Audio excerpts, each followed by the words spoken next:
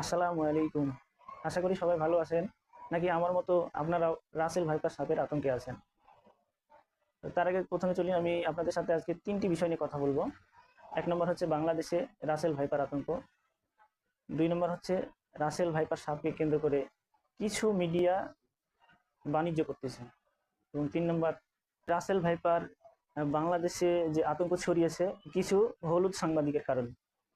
তো চলুন শুরু করা যাক। ১ম এ আসলে কি বাংলাদেশে জনগণের জন্য রাসেল ভাইপার সাপ কি আসলে কি আতঙ্ক?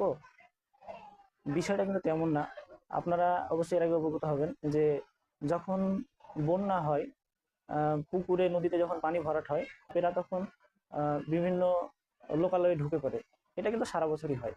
এখানে আতঙ্কিত হওয়ার কিছু নাই।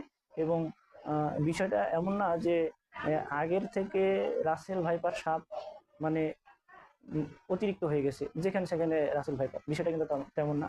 এটা হচ্ছে কিছু হলুদ সাংবাদিকের কারণে এই আতঙ্কটা ছড়িয়েছে। রাসেল ভাইপার আতঙ্কের মূল কারণ হচ্ছে কিছু মিডিয়া এবং কিছু সাংবাদিকের কারণে। সাংবাদিকের খেয়ে দিয়ে কাজ নাই। শুধু রাসেল ভাইপার না, বাংলাদেশে যে কোনো একটা প্রেক্ষাপটকে কেন্দ্র করে যখন যেটা ট্রেন্ডিংয়ে চলে ওটাকে কেন্দ্র করে তারা নিউজ করে ভিডিও বানায়। নিউজ করে ভিডিও বানায়। কারণ রাসেল ভাইপার চলতেছে, রাসেল ভাইপার ট্রেন্ডিং এ চলতেছে। আপনার রাসেল ভাইপারকে কেন্দ্র করে একটা ভিডিও না বানাইলে নয়। মানে এটা হচ্ছে একটা ভিউ বাণিজ্য। তার রাসেল ভাইপার নিউজটা করাই লাগবে। শুধু এটা নয়, যেমন এর আগে পরিমণি কাণ্ড, হিরো আলম, মানে পরিমণির যখন কোনো ঘটনা ঘটলো তখন পরিমণিকে নিয়ে মিডিয়াগুলো শুধু ফলো করে সংবাদ প্রচার করতে থাকে এবং আপডেট নিউজ জনগণও এইটার দিকে মুখিয়ে থাকে। মানে অন্য কোনো আর খবর নাই, শুধু পরিমণি, তারপরে হিরো আলম, তারপরে বিভিন্ন একটা ইস্যু। বিষয়টা এমন হচ্ছে যে চিলে কান নিয়ে পালাইছে, এই জন্য জনগণ ওই চিলের পিছন পিছন ছুটতেছে। আমরা রাসেল ভাইপার সাপকে নিয়ে পড়ে আছি। ইন্ডিয়াতে গিয়ে আমাদের প্রধানমন্ত্রী শেখ হাসিনা ইন্ডিয়া আর বাংলাদেশের যে কয়েকটা চুক্তি হয়েছে সে বিষয়গুলোকে কেন্দ্র করে কোনো সাংবাদিক কোনো প্রশ্ন তুললো না প্রধানমন্ত্রীর সামনে। কি প্রশ্ন করলো? রাসেল ভাইপার সাপকে নিয়ে জনগণ খুব আতঙ্কে আছি, এটার জন্য প্রধানমন্ত্রীর কাছে সমাধান চাচ্ছে। চলুন আমরা এই ভিডিওটা দেখে। সেটা হচ্ছে দেশব্যাপী আপনি জানেন যে ছোটখাটো হলেও একটা আতঙ্ক তৈরি হয়েছে রাসেল ভাইপার্স বা যে চন্দ্রবোড়া সাপ নিয়ে। তো রাসেল ভাইপার ছড়াচ্ছে, কারণ বছরখানেক আগে যখন একবার একটা দুটো পাওয়া যেত, এখন প্রায়শই পাওয়া যায়।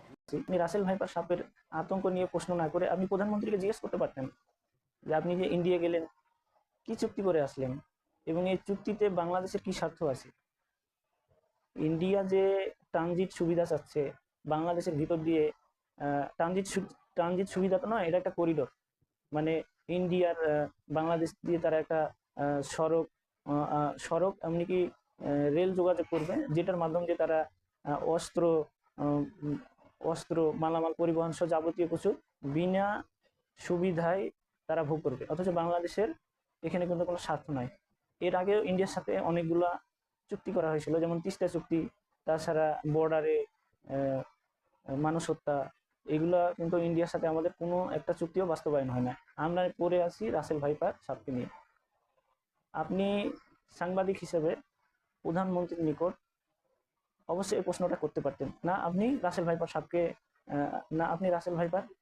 সাপকে নিয়ে আতঙ্কে আছেন সেই প্রশ্ন করছেন।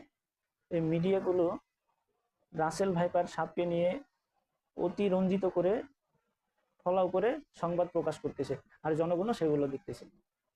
মানে সাংবাদিকে যেরকম, বাংলাদেশের জনগণও তেমন, কোথাও কোনো প্রতিবাদ নেই। এমনি কি বাংলাদেশের পুলিশ, তারাও রাসেল ভাইপার নিয়ে আতঙ্কে আছে।